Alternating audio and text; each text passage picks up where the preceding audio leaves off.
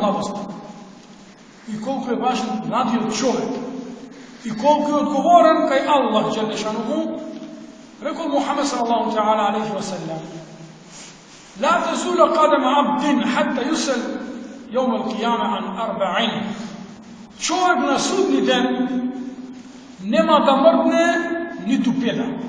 Čovjek na sudnji den nema da mrdne niti jedna peda, a da ne bude prašan za 4 raboti. Znači čovjek na sudnji den pokraj što će bude prašan za namaz, za drugi raboti, prvo što će bude prašan pokraj namaz, će bude prašan za 4 raboti. An umrihi fime afna. Prvo će bude prašan za život. Kako go potrošimo? Gdje će ovaj život je dar od Allah Đelešanu. Ovaj život ti je daden go eman, na poverenje. I ne smiješ da go trošiš vo nekoristi celi. Će odgovaraš pred Allah Đelešanu. Na vtorom mjestu veli Muhammed s.a.v. وَأَنْ شَبَابِهِ. I čovjek će biti prašan za što? Će biti prašan za svoja ta mladost. Fima ablahu. Svoja ta mladost kada si ja pominu. Сега, ако се прашаме, зарем младоста не влегува во живот. Младоста секако дека влегува во живот.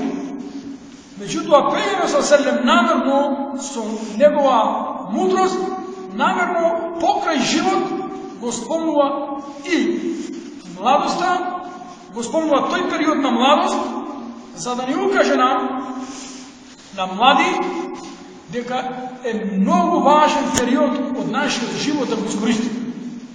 И тоа е познато во живот. Оној кој ќе научи во младост, учење во младост личи на резбање во камен, додека учење во старост сличи како пишување со мастило на вода, на река. Тоа веднаш ќе исчезне. Дечи младите глави се празни, тие не се потрошени и тие можат на многу лесен начин да прочитат едно суре, да прочита некоја исламска книга и брзо да свати. И затоа Пејгамбер алейхиссалату вассалам нагласува прво живот, а потоа младоста е оној период за кој човек биде прашан. На трето место, вели Пејгамбер ﷺ, ќе биде човек прашан за анмалихи, كيف اكتسبه وفيما انفقه. Човек ќе биде прашан за негово богатство, за негов имот. Како го стекнал имотот и каде го потрошил. И на крајот, четврто, ќе биде човек прашан ан илмихи, мава ан лебихи.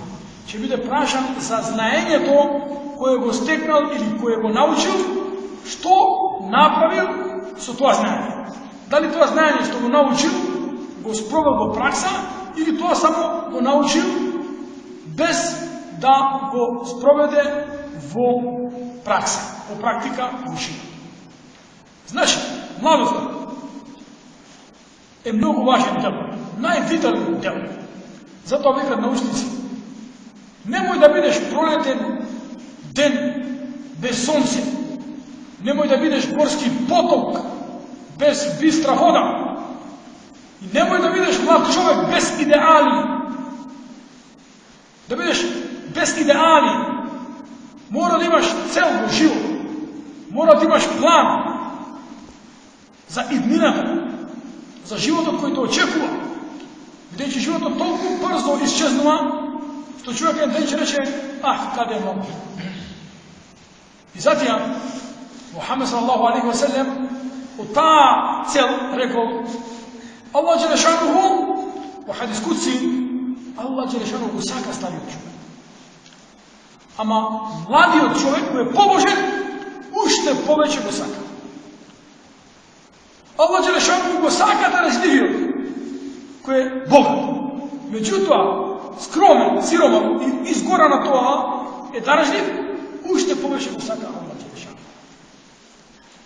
Allah Đelešanuhu ја бара срамежливоста од секој од дрвите. Меѓутоа, жените после да ја бара. Има жената срам. Затоа 7 категории на луѓе Аллах Джелешану ќе ги смести на судниот ден во хладовина, во сенка која нема да има друга сенка, нема да има друга заштита. Джехеннемско сонце ќе се приближи 1 милија до надглавите на луѓето. И тогаш луѓето нема да имат климоуред, нема да имат чадор, за да се заштита од тоа джехеннемско сонце, кое некои луѓе ќе бидат во пот до гужнови, некои до коленици, некои до половина, некои до раменици. Тој ден Аллах Джелешану 7 групи на луѓе ќе ги смести во сенка, во хладовина, и еден меѓу тие 7 групи на луѓе е шабун неша'a фи ибадатилlah. Вели Пејгамбер со себе. Младич кој ќе почне да му служи на Аллах Джелешану. Младич, момче кое ќе почне да му робува на Аллах Джелешану. Зошто не вели старец, туку вели шаб. Шаб значи момче, младич, кој ќе почне се посвети на динот на Аллах Джелешану. Фи ибадатилlah, да му прави ибадет или да му служи на Аллах Джелешану. Значи младиот човек има во себе желби, во себе има страст,